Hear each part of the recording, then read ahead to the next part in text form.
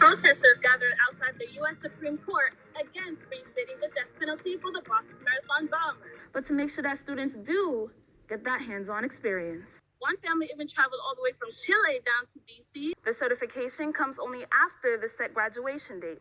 Several mental health resources, like the Montgomery County Crisis Center right behind me, are overwhelmed with patients. The participants can use any device to go onto the Senior Planet Montgomery website and see the variety of classes offered, focusing on low-income areas with little access to fresh foods. And locals are excited. It's good to be able to have healthy food and have access to healthy food, period.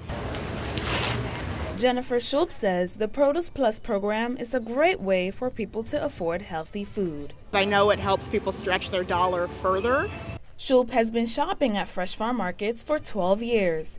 She says having healthy and affordable food options is a basic need all people should have. It's better to be able to get your cauliflower, your greens, or whatever you want in larger quantities so that you can actually cook healthy food at home. Michael Johnson agrees. He says sometimes he just can't afford grocery store prices. They high. They are really high. He says he can get more for less at the market, which keeps him coming back. I come over here and might get something that basically it don't cost that much. But you can go to the store and they're going to sell it by the bulk and try to get a rack of money from it. And while the markets were designed to help people who could get to them, it missed people who could not. So now, Fresh Farm sets up a market in several different locations throughout the year. People can walk through, pick up some produce of their choice, and take it from there. People who run this say there is a hunger for this kind of service, especially in places that lack affordable fresh food options.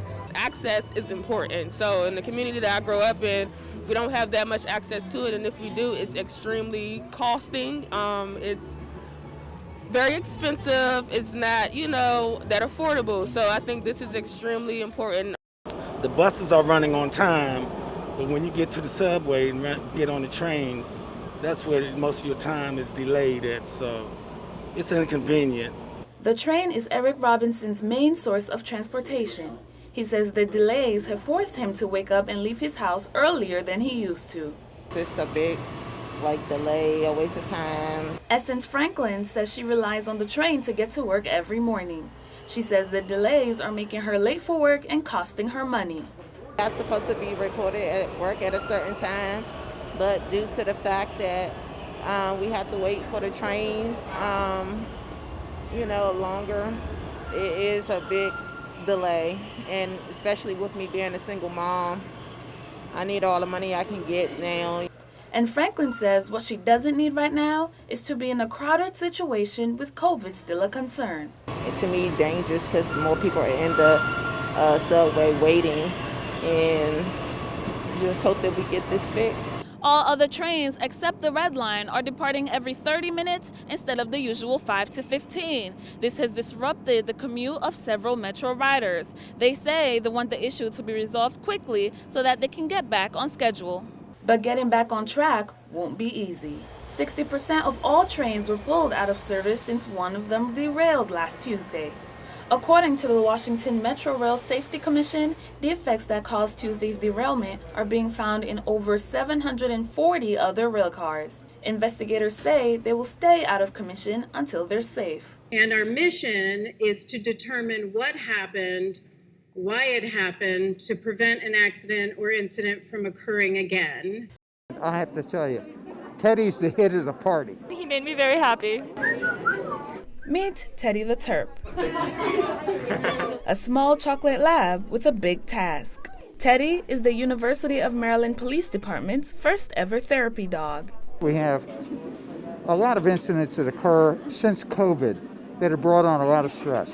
Teddy is a way to help us all through that. And he may be just what students need as finals week approaches. Yeah, I think it would definitely help with people with the stress for exams. I think that having him would be really calming for a lot of people, and I would definitely visit him again. Like Teddy, these dogs spend their time trying to lend a helping paw. Some experts say domestic animals play a huge role in relieving stress. When you pet a dog, it's shown that it releases endorphins in your body releases endorphins, which help to calm you down, and they help to make you happier. And the students just love it. They get somebody to cuddle, they have a good time, they forget about whatever tests they're having to take, they forget about their classes. But students aren't the only ones managing stress. Teddy is too. Even as a therapy dog, he needs his days off. Every therapy dog needs to have a handler that's aware of their needs, their emotional needs, their physical needs, and are attending to those. Teddy's handlers agree. We are a big campus of 40,000 plus students, so Teddy may need a brother or sister someday. I don't know.